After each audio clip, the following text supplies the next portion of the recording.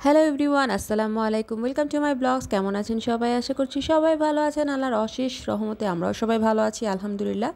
চলে আসলাম নতুন আরও একটি ব্লগ নিয়ে আপনাদের সবার মাঝে। তো এটি হচ্ছে রাতের বেলা আমি একটু দুধ জাল দিচ্ছিলাম। আর রাতের বেলা আমি সেমাই রান্না করব, যাতে সকালবেলা ঠান্ডা ঠান্ডা সেমাই খাওয়া যায়। তো অনেক সময় বাচ্চারা দেখা যায় স্কুল থেকে এসে সেমাই খায়, বা আমার হাজব্যান্ড সকালে সেমাই খেতে পছন্দ করে। তো এই জন্য রাতের বেলা আমি একটু সেমাই রান্না করে রেখেছি। এটা এখন আমি ফ্রিজে রেখে দেব, আমি ঠান্ডা করে নিয়েছি।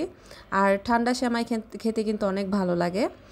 তো সকালবেলা ঘুম থেকে উঠেই রিদিশাকে রেডি করিয়ে দিলাম, যেহেতু রিদিশার আজকে বৈশাখী পার্টি আছে স্কুলে। তো ওদের সবাইকে বলেছে একদম সিম্পল সাজে যেতে, মানে সিম্পলি ড্রেস পরতে, বৈশাখের লাল সাদা। তো আমি ওকে একটা ড্রেস পরিয়ে দিলাম। তো রিদিশা রেডি হয়ে গিয়েছে স্কুলে যাওয়ার জন্য। তো এখন ওকে নিয়ে স্কুলে যাব। আর এটা হচ্ছে বৈশাখের আগের দিন, মানে 13ই এপ্রিল। তো রিদিশা খুব এক্সাইটেড ছিল, স্কুলে যাবে ওর যেহেতু পার্টি, ক্লাস পার্টি। পার্টি বলতে সব বাচ্চাদেরকে আজকে একটু বৈশাখী সাজে যেতে বলেছে।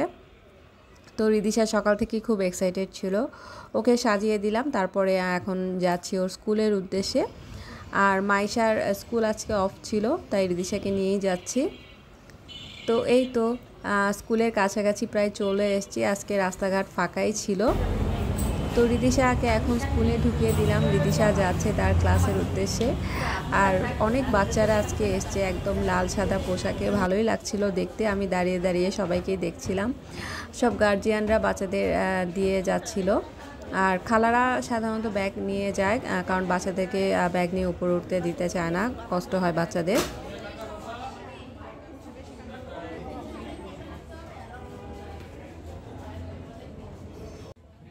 কয়েকজন বাচ্চা আবার দেখলাম শাড়ি পরে এসছে। তো ওদের মাদের কথা চিন্তা করছি যে কতটা তারা এনার্জেটিক, সকালে উঠে ঘুম থেকে উঠে বাচ্চাকে শাড়ি পরিয়ে দিয়েছে।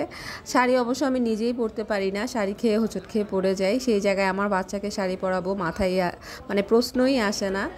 তো যাই হোক, এখন সবাই দাঁড়িয়ে দাঁড়িয়ে বাচ্চাদেরকেই দেখছিল। তো আমি ওদেরকে দিয়ে তারপর আমি বাসায় চলে এসেছি, কারণ যেহেতু আমি রোজা ছিলাম, আমার খুব টায়ার্ড লাগছিল। বাসায় এসে আমি একটু ঘুম দিব। তো রাস্তাঘাট পুরোপুরি ফাঁকা ছিল, একটু হাওয়া বাতাস ছিল, হালকা হালকা ঠান্ডা ঠান্ডাও ছিল। এখনও রৌদ্র ওঠেনি, হয়তো বৈশাখের পূর্বাভাস ছিল এটা। তো রিদিশা বাসায় চলে এসছে, ওর বাবা ওকে নিয়ে এসছে। মাইশাও ঘুম থেকে উঠেছে। তো ওদেরকে নাস্তা দিলাম আর কি, পরোটা নিয়েছিলাম হোটেল থেকে, আর হচ্ছে বুটের ডাল, কলা। তো আজকে ওরা এগুলোই নাস্তা করবে। আর রিদিশা যেহেতু পার্টি ছিল, ও ক্লাসে অনেক কিছুই খেয়েছে নাস্তা। সবাই বাসা থেকে কেক, মিষ্টি, তারপর নিমকি, মুরালি, মানে বৈশাখীতে যা যা থাকে আর কি মেলার মধ্যে, সব বাচ্চারা নিয়ে গিয়েছিল। তারপর আমিও দিয়ে দিয়েছিলাম নিমকি, মুরালি এগুলো। তো আমি একটু পোলাও রান্না করলাম, আর এখানে একটু মুরগির কোরমার মতো করে নিচ্ছিলাম। ওরা আজকে খাবে। আর গরুর মাংস যেহেতু ফ্রিজে রান্না করা ছিল, তাই ভাবলাম একটু পোলাওই রান্না করি, আমার বাচ্চারা একটু পোলাও পছন্দ করে। আর একটু মুরগির কোরমা করে নিচ্ছি। আর আমার হাজব্যান্ড গরুর মাংস দিয়েই খেতে পছন্দ করে বেশি। তো যেহেতু গরুর মাংস রান্না করা আছে ফ্রিজে, তো আমার আর গরুর মাংস রান্না করা লাগবে না। তো এগুলো রান্না করে তারপরে আমি এখন রেখে দিব, টেবিলে সার্ভ করে নিব।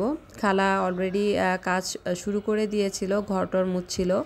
তো আমি রান্নাবান্না শেষ করে তারপর দেখা যায় গোসল টোসল শেষ করি। তো আমার পোলাও রান্নাও হয়ে গিয়েছে। তো দেখতেই পাচ্ছেন পোলাওটা কিন্তু দেখতে অসাধারণ লাগছে আমার কাছে। একটু গাজর দিলে ভালোই লাগে পোলাওয়ে। আর গরুর মাংস ফ্রিজ থেকে বার করে নিয়েছি, বার করে তারপর জাল করে নিচ্ছি।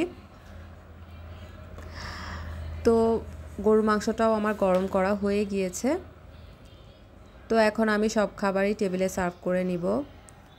দুপুরে লাঞ্চের পর একটু ঘুমিয়েছিলাম, ঘুম থেকে উঠে একটু চটপটি রান্না করছিলাম। মাইশা বলছিল যে চটপটি খাবে, তো একটু চটপটি রান্না করছি। আর চটপটিটা আমার কাছে মনে হয় একটু মানে একটু ঘন বা পাতলা, মানে মাঝামাঝি হলে ভালো লাগে আর কি খেতে।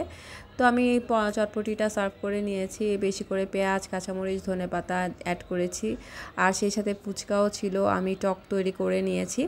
আজকে সবাই এগুলোই খাবো নাস্তা, আর সেমাই খাবে রিদিশা। তো আজকে এই পর্যন্তই, আল্লাহ হাফেজ।